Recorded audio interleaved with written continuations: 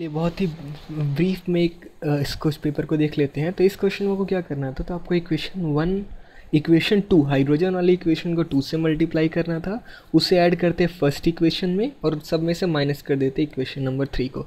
यानी कैसे होता है, तो -393.5 किलो जूल पर मोल plus twice of -285.8 kilo joule, जो आया उसमें से -890.3 किलो जूल पर मोल आंसर मिल जाता है। ठीक है।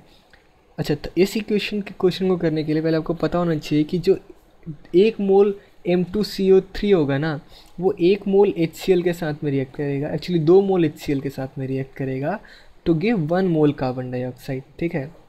अब 1 मोल की जगह तो देखिए 0.0186 जो मोल है कार्बन डाइऑक्साइड का, वो मिल रहा है 1 ग्राम से, है ना, M2CO3 से।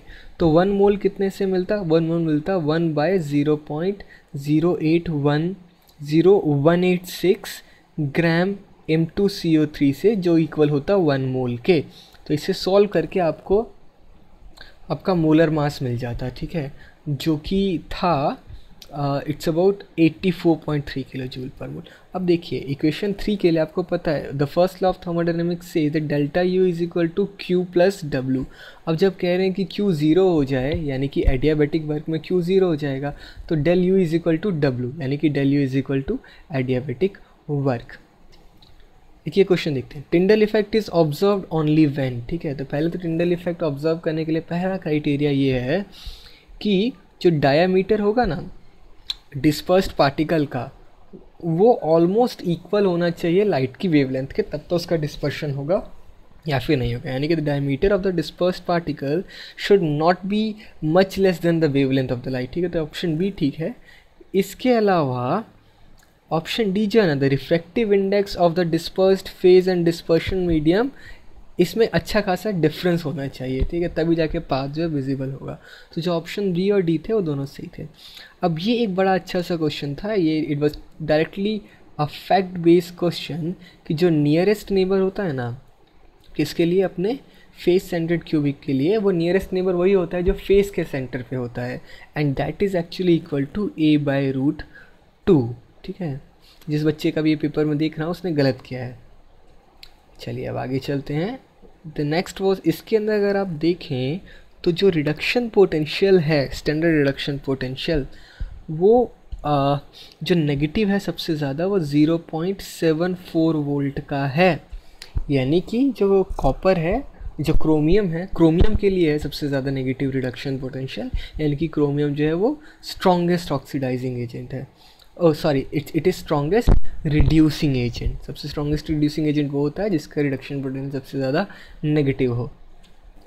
नेक्स्ट है, आपको फ्रीजिंग पॉइंट दिया है यहाँ पे, आपको मैं इसको बता देता हूँ कि आपको ये करना कैसे था। बड़ा सा एक क्वेश्चन था, इसमें पहले आपको निकालना था, आप i is equal to observed by calculated value. ठीक है, observed value, observed molar mass by calculated molar mass. तो पहले आप क्या करते हैं, पहले वो delta t is equal to k f into m वाला फॉर्मूला लगा करके मोलर मास कैलकुलेट करेंगे। ठीक है, वो हो गया कैलकुलेटेड या ऑब्जर्व्ड मोलर मास। ठीक है, उसे आप जब डिवाइड करेंगे दैट इज़ 60 से, तो वो आएगा आपका वेंट हॉफ फैक्टर।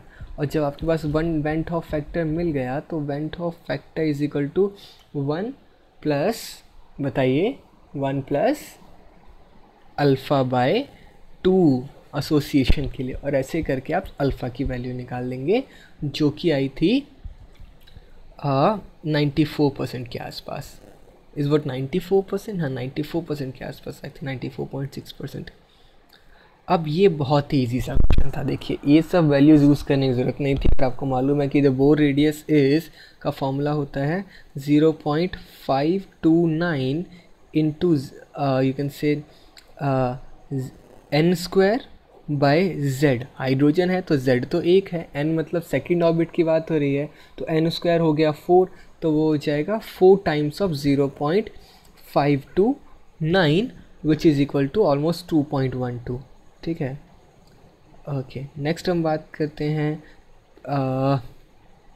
जैसे जब आप सॉल्व करेंगे तो आपको पूरा फॉर्मूला लगाना होगा, that is ln k is equal to ln a minus E A by R T. ठीक है, फिर ऐसे हो जाएगा ln(K2), वो भी हो जाएगा ln(A माइनस EA/RT), ठीक है। एक तो होगा EA और दूसरा हो जाएगा EA प्लस 100, और जब आप फर्स्ट इक्वेशन में से सेकंड को माइनस करेंगे तो वो हो जाएगा ln(K1/K2), और उससे जब पूरे उसको आप सॉल्व करेंगे और t की वैल्यू आप 300 रखिएगा तो जो आ रही थी ना वैल्यू, वो दैट वुड बी 2, मतलब फोर्थ सेकंड ऑप्शन होगा 4 है answer.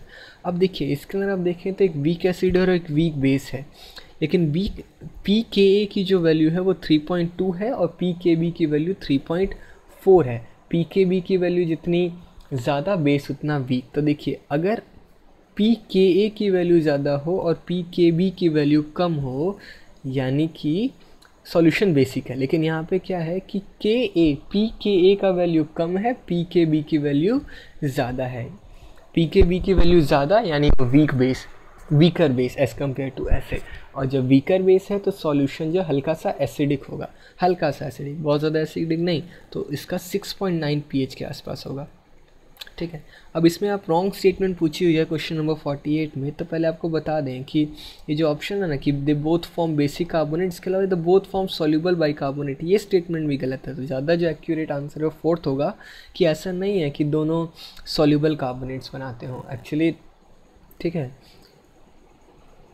Next question is paramagnetic कौन है, तो बहुत ईजी, पैरामैग्नेटिक कौन नहीं है, बहुत ईजी सा है। मॉलिक्यूलर ऑर्बिटल डायग्राम बनाएंगे तो विल कम टू नो कि कार्बन मोनोऑक्साइड में there is no unpaired electron, there is no unpaired electron, यानी कि पैरामैग्नेटिक नहीं है, ये डायमैग्नेटिक है। अच्छा, इसी क्वेश्चन पूछा गया था कि which one is, question number 43 में कि which one is actually you can say, ये आप कर लीजिएगा, ठीक है। बहुत इजी से क्वेश्चन है, मैं आपको बेसिकली अब उन क्वेश्चंस पे ले जाता हूँ जो कि डिफ़िकल्ट हैं, ठीक है। तो आप सीधे चलिए अब क्वेश्चन नंबर 45 में कोई दिक्कत है क्या?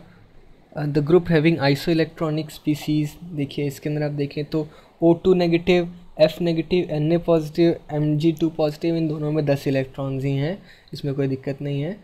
46 बताना है क्या? हाँ 46 भी देख लेते हैं। 46 में अगर आप देखें तो जब भी, अच्छा दो अलग अलग इक्वेशंस हैं, अगर हॉट एंड कॉन्सेंट्रेटेड के साथ होगा तो आपका NaCl मिलेगा और NaClO मिलेगा, यानी ऑप्शन 1।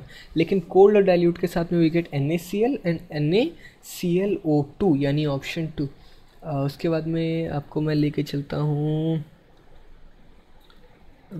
हाँ चलिए 47 ही देख लीजिए। देखिए पहले में क्या है कि जिंक जो है वो सोडियम ऑक्साइड के साथ रिएक्ट कर रहा है, सोडियम ऑक्साइड बेस है, यानी कि Zn ऑक्साइड यहाँ पे एसिड है। सेकेंड इक्वेशन में कार्बन डाइऑक्साइड के साथ रिएक्ट कर रहा है, कार्बन डाइऑक्साइड एसिड है, नॉन मेटल का ऑक्साइड है, यानी कि ZnO is acting as a base. तो पहले में it is acting as an acid, second में it is acting as a base.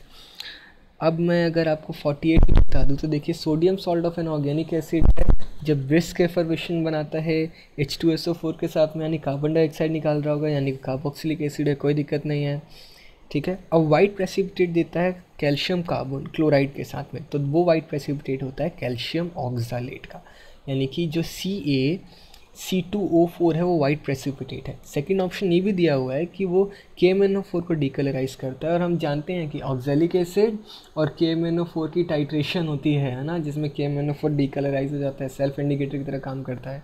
यानी कि यहाँ बात हो रही है सोडियम ऑक्जेलेट के, जो सल्फ्यूरिक एसिड के साथ रिएक्ट करके कार्बन डाइऑक्साइड बनाती है, ब्रिस्क एफर्वेशंस मिलते हैं कैल्शियम क्लोराइड के साथ में कैल्शियम